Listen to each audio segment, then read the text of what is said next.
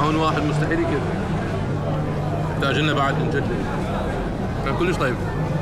طبعا هي النية كانت منام داخل الإمام. أبو الحسنين علي. هنا حرورة شيف علي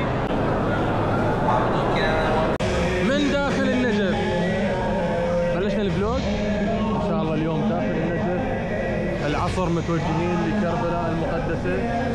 راح نشوفكم مكانات حلوة ويانا. اللحم القيمة اللي القضماوية من اللقوة يسووها من اللقوة. زين يا هي الأقدم القيمة النجفية ولا القضماوية؟ النجفية.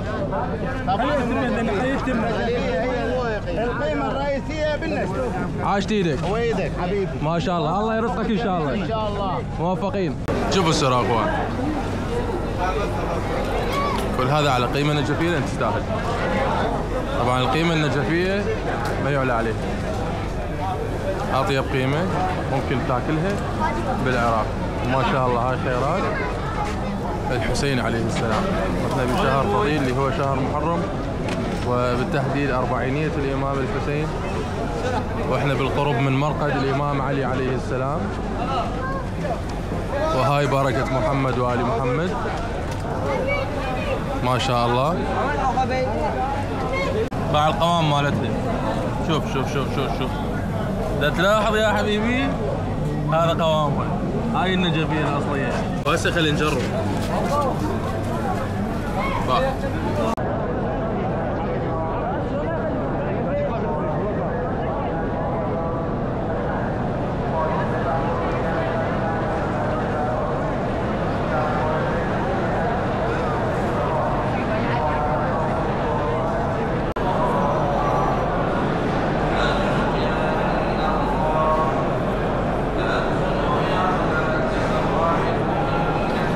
طبعا هي النية كانت منام داخل الإمام بالسرداب، سهلوها عليه سووها سيحة.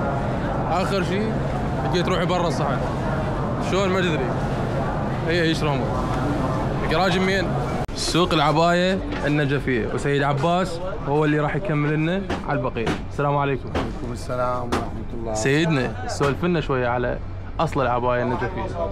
العباية النجفية هنا صناعتها بالنجف. أول ما تبدي العباية يجيبوها صوف وبعدين يغسلوها وبعدين يودوها للحايش يحوشها، بعدين نجيبها نفصلها نسويها عباية. طبعا بما انه النجف معروفة بالاحجار والخواتم، واكيد در النجف يصدرها، فهنا راح نسأل الاخ انطيني فت خاتم قيمته ثمينة وشنو السبب ويكون عزيز عليك اهم شيء.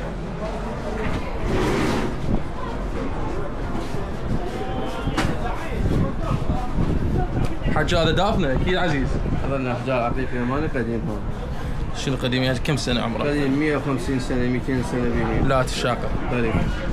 واحد من عندهن. هذا ايش قد عمره؟ هذا عمره ب 150 سنة.